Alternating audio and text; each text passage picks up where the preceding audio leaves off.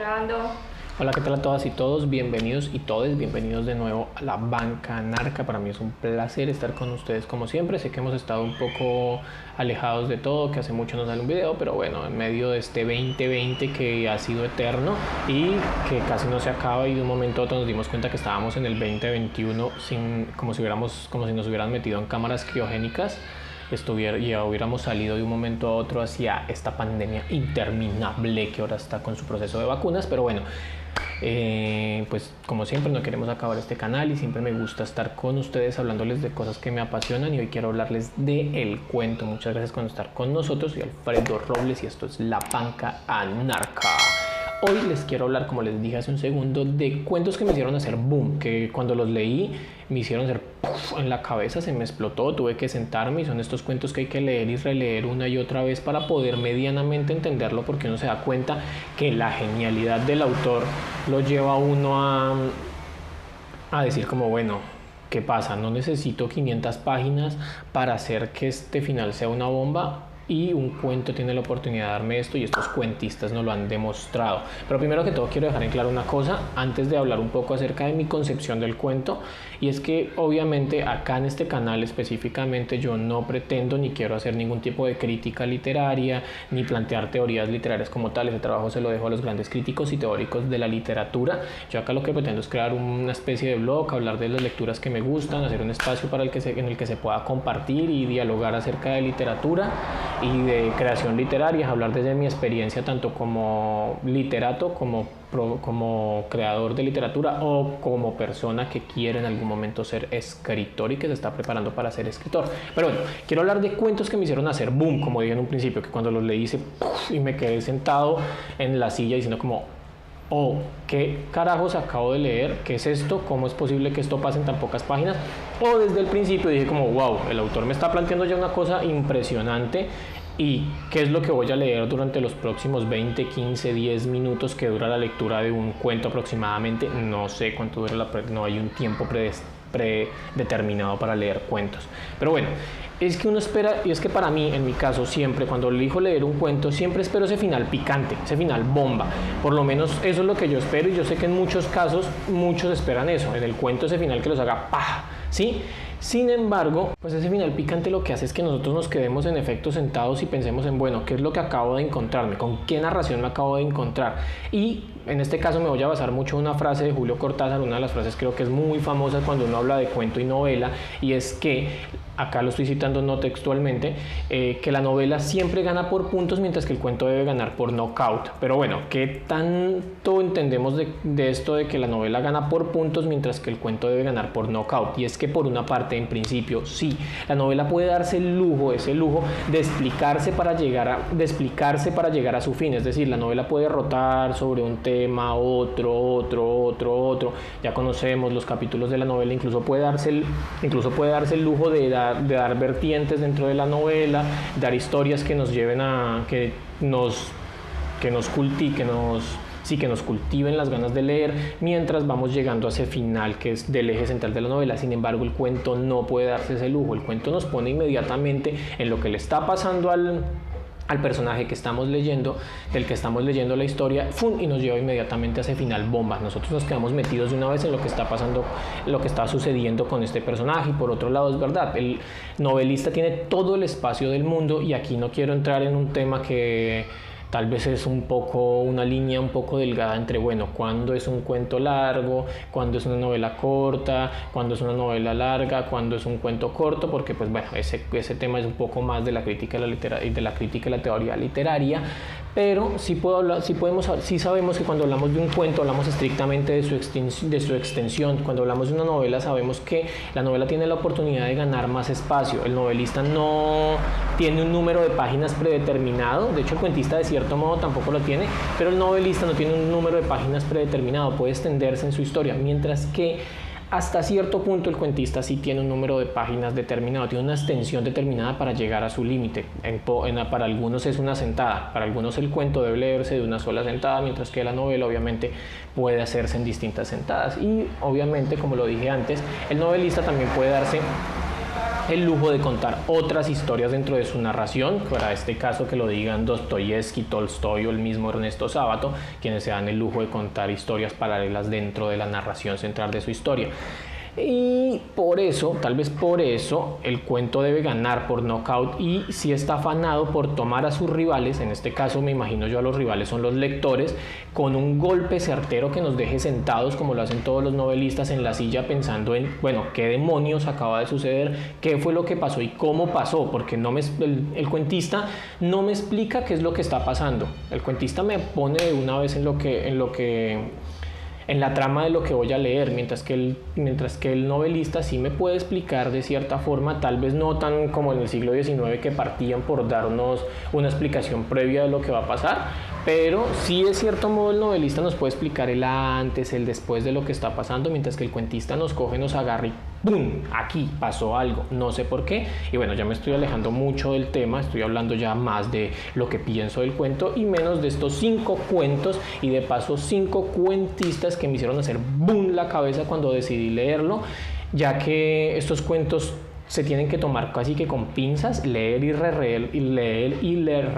se me olvidó la palabra, releer, leer y releer para llegar a una conclusión, si es que podemos llegar a una conclusión, y obviamente recordemos que en la literatura no obligatoriamente tenemos que llegar a una conclusión y mucho menos a una moraleja. ¿Listo? Entonces acá vienen estos 5 cuentos que me hicieron hacer boom la cabeza. Obviamente, y como era de esperar, yo soy un mendigo clasicómano y no voy a dejar de empezar con clásicos, creo que otra vez solo tengo clásicos del cuento y tengo que empezar con un autor norteamericano nacido por allá a principios de 1800, quien para muchos de hecho es uno de los padres del misterio y del terror. Este señor, no sé si lo conozcan, don Edgar Allan Poe.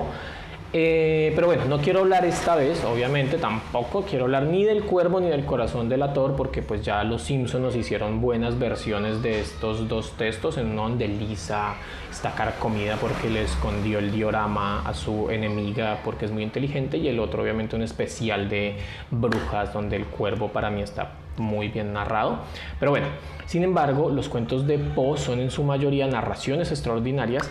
que enganchan al lector desde el principio, llevándonos a las mentes de estos personajes que en su mayoría son carcomidos por su interior, tienen un interior oscuro y lleno de misterios. Y en este caso les quiero hablar de un cuento que para mí es de mis favoritos, uno de los cuentos a los que siempre regreso de Edgar Allan Poe, que es Berenice. Aquí en este cuento obviamente no voy a hacer un resumen ni nada del cuento, les quiero hablar un poco de esto, de la trama de lo que pasa. Aquí nos vamos a encontrar con 2 primos que están comprometidos, una joven y reluciente señorita con un personaje antagónico, en este caso antagónico, que es el primo, que es un ser asustadizo y temeroso, quienes van a ver sus vidas entrelazadas por 2 cosas, tanto por la crueldad de sus enfermedades como por el hecho de que viven en la misma casa. Ambos padecen de enfermedades, ella padece de catalepsia y él es casi que obsesivo, demasiado obsesivo, exageradamente obsesivo, porque obviamente los personajes de Poe no pueden ser tibios, tienen que ser, si alguien va a ser obsesivo, tiene que ser el obsesivo. Y obviamente esta narración espectacular, si puedo decirlo, y oscura de Edgar Allan Poe, este relato tiene un giro en su trama que nos lleva a dejar el libro de lado para entender hasta qué punto puede llegar la obsesión de un ser humano, hasta qué punto como seres humanos podemos obsesionarnos con algo, con otro ser, con una característica, con algo que nos motive a no dejar de verlo cada noche, en cada instante, y se adueñe de nuestra mente. Edgar Allan Poe aprovecha esas obsesiones humanas y aprovecha incluso la catalepsia de esta joven Berenice para llevarnos a esta narración oscura y extraordinaria en la mente de este joven. Y en verdad es un relato que, si bien hoy por hoy no nos va a llenar de terror porque no le tememos a las mismas cosas que la gente a principios del siglo XIX, sí nos puede chocar frente a la enfermedad y a la obsesión, y de hecho es uno de mis, como ya lo dije, es uno de mis cuentos favoritos de este autor gringo. Pero bueno, dejando de un lado el terror y a esta Norteamérica oscura, me tengo que venir, obviamente, no voy a dejar de lado a los clásicos, pero sí me quiero venir al sur del continente para hablar de un solo cuento, esta vez de un solo cuento de uno de los cuentistas más extraordinarios, hoy se me olvidó hablar, uno de los cuentistas más extraordinarios a mi modo de ver que han existido en la historia, y si bien nunca escribió una novela, sus cuentos son relatos increíbles y que pueden abarcar todo. O sea, los cuentos de este cuentista, de quien creo ya muchos saben de quién estoy hablando, pueden abarcar todo, desde la concepción de Dios hasta, no sé, la concepción de un objeto que revela el universo, el espacio y el tiempo. Y para esto no necesita más de 10, 5 o 15 páginas a lo sumo. ¿Y para qué escribir? Es que ¿para qué escribir 200 páginas cuando en 5 puedo entregar todas las ideas que quiero y puedo dejar al lector tirado en su silla pensando en la idea de Dios a través de las rayas de un tigre? Pero bueno, aquí les quiero hablar de un autor nacido en Buenos Aires, Argentina, en el año de 1899, o el escritor Jorge Luis Borges, de quien en esta vez solo puedo hablar de un cuento, pero pues obviamente le voy a deber un video a este extraordinario escritor, y quiero hablar del Jardín de los Senderos que se bifurcan. Aquí el autor nos pone frente a un relato de un soldado que debe cumplir una misión de espionaje y entrega de documentos esenciales para ganar la guerra. Como si fuera foco, este joven está siendo perseguido mientras busca a la persona que posee esta información. Nos estamos encontrando, como es típico en Jorge Luis Borges, frente a un relato policial que obviamente sabemos que va a terminar con un giro en la trama que nos va a revelar la literatura fantástica y nos va a revelar un hecho fantástico en este cuento, en el Jardín de los Senderos que se bifurcan, que no puedo decir más, sino que es un hecho que tiene que ver con el tiempo mismo, con la creación de un tiempo y el laberinto mismo de la vida, con el abuelo de este personaje que, al tiempo que quería crear una novela interminable, quería crear también un laberinto del que nadie pudiera salir. Y pues no sé, a su concepción si lo logra o si no lo logra. En serio, no puedo hablar mucho de este relato, aunque como puedo decir que Borges ya es un clásico de la literatura no solamente latinoamericana, sino universal. Sin embargo, pues obviamente es increíble cómo este escritor argentino logra tomarnos de la mano, llevarnos de un relato policial a la literatura fantástica y darle giros inmediatos a su trama, y como suele hacerlo en sus cuentos, que de por sí como son narraciones increíbles y que no necesitan una extensión enorme para llegar a ese fin, que es sorprendernos tal vez, o ponernos frente a paradigmas de la humanidad, o frente a preguntas que todos tenemos: Dios, el universo, el caos, bueno, todas estas grandes cuestiones de la vida.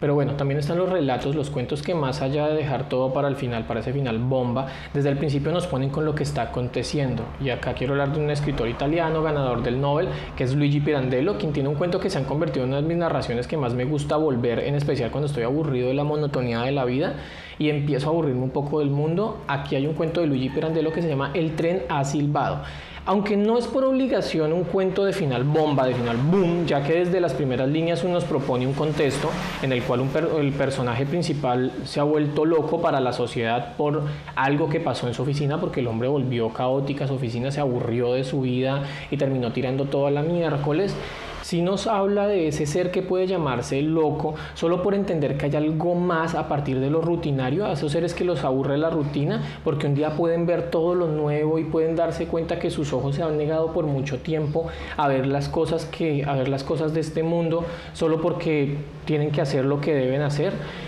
Bueno, no sé si todos hemos tenido esta sensación de aburrimiento frente al mundo, pero muchos hemos estado en algún punto aburridos de la cotidianidad del mundo, y este cuento nos abre un poco la visión acerca de, bueno,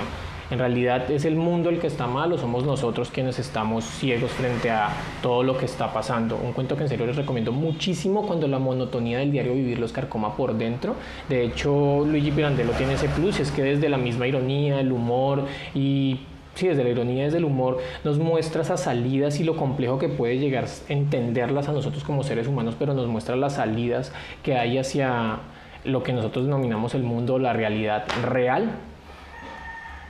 Y por último, y obviamente siendo uno de los géneros literarios que hoy por hoy más con los que más me identifico y que más me ha llamado la atención durante estos últimos años, no puedo dejar de lado la ciencia ficción. Y es que en este corto recorrido por los cuentos que me han hecho boom, esta vez quiero poner en mi mesa de batalla, sí, estoy lanzando, si se dan cuenta, un poco a mis cuentistas como si fueran Pokémones, y los estoy lanzando en un campo de batalla, así como recomendárselas, o en un campo de guerra, a alguien que sorprendentemente, cuando hablamos de cuentos de ciencia ficción y hablamos de clásicos de la literatura, una persona que le gustan mucho los clásicos no es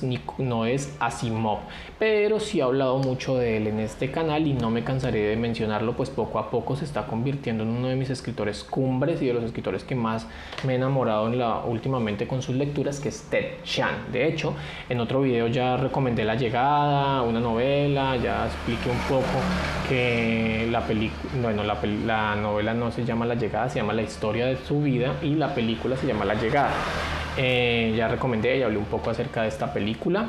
y de esta novela, pero esta vez quiero hablar solamente de un cuento. De hecho, es un cuento que lleva el nombre de toda la antología, que es Exhalación. Esta es la narración de un ser, algún extraterrestre,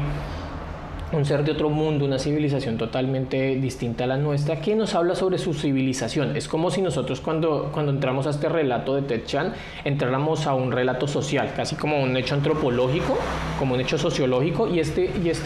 personaje, nos aprovecha cada página para narrarnos la forma en que su civilización vive, sus costumbres, sus diarios vivir, cómo respiran, cómo son, cómo es su vida de estos seres que son totalmente distintos a nosotros y que viven en una sociedad un poco utópica en la que todos los miembros tienen una convivencia ideal, no hay ningún problema, claro está, hasta que este hombre decide emprender una búsqueda del autoconocimiento. Y por autoconocimiento acá sí es una búsqueda interior, pero es una búsqueda interior no como nosotros lo hacemos desde la espiritualidad, desde el conocimiento, desde el saber, sino es más una búsqueda interior científica, dado que estos personajes de este cuento tienen la opción de poderse desarmar, ya que son hechos como de materiales, como si fueran máquinas, desarmar y verse por dentro. Solamente no han podido experimentar con una parte de su ser que es el cerebro mismo. Aquí este personaje empieza a experimentar con él, tiene la oportunidad de verse a sí mismo desde adentro, al tiempo que empieza a ver una problemática por fuera de su mundo, causada por los relojes que cada vez van más despacio. En serio, no les quiero hablar mucho de este cuento, pero en verdad me parece que la ciencia ficción se presta mucho para hablarnos de nuestro entorno, de nuestro ser, de lo que somos nosotros, a raíz de aprovechar pues otros mundos. Y aunque parezca elevado decir que bueno, estos nos hablan de civilizaciones que no tienen nada que ver con nosotros, obviamente nosotros sabemos que el autor en realidad nos está hablando de nuestra propia civilización. Recomendadísimo Exhalación de Ted Chiang, aparte que todos estos cuentos obviamente ustedes los pueden encontrar con facilidad en internet para leerlos en una sentada, en una tarde, aprovechar para salir también de la novela y entrar a otros géneros, en este caso como no un género como el cuento. Y bueno, pues les quiero hablar esta vez quiero hacer algo y me voy a poner un poco en tono de profesor Alfredo ya para finalizar el video. Y es que no les quiero hablar del quinto cuento, esta vez quiero que ustedes me digan cuál es su cuento favorito, que me dejen en la caja de comentarios cuál ha sido ese relato corto que les ha hecho explotar la cabeza y que los ha dejado en el aire flotando a la espera de entender un poco lo que acaban de leer, o que los ha puesto a contemplarse ustedes mismos o su existencia, o incluso que les ha dado ese knockout definitivo del que habla Cortázar y los ha elevado a ver el mundo desde otra perspectiva. No lo sé, no sé si para ustedes también creen que un cuento, una novela y en especial un cuento, puede cambiarnos la forma en la que entendemos el mundo, y cuál es su autor o autora favorita, y ese autor, ese cuentista que los ha hecho y las ha hecho